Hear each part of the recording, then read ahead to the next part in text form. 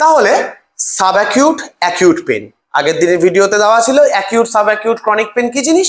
Acute pen একটা চোট আপনি পড়ে গেলেন, হট করে লাগলো, ওই যে ব্যথাটা প্রথম 7 দিন বা 10 দিন, ওটা হলো ব্যথার অ্যাকিউট ফেজ।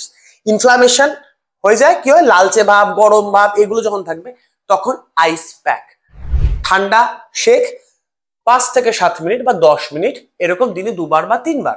অ্যাকিউট ফেজ যে কোনো পেনে আমরা আইসিং করব, আমরা গরম শেক দেব না। কেন দেব না? গরম শেক যদি আমি দেই সেটা আমার কি করবে, সেটা আমার রক্ত সঞ্চালন বাড়িয়ে দিবে।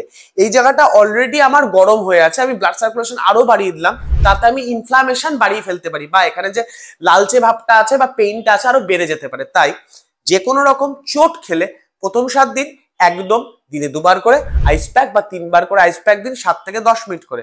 কারণ বরফ আপনার কি করবে, ভেসো কনস্ট্রিকশন করবে, রক্ত প্রবাহ সেই পার্টিকুলার জায়গাটাতে যাওয়া কমাবে।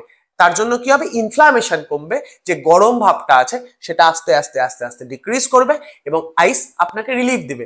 তার সঙ্গে রেডনেস, ব্লুনেস, যদি কোনো রকম স্কিন স্ট্রাকচারে চেঞ্জেস হয় বা ফুলে যায়, ইনফ্লামেশন থাকে, সেগুলো কমবে। তাহলে অ্যাকিউট পেইন হলে আমাদের ভরসা কিন্তু বরফ।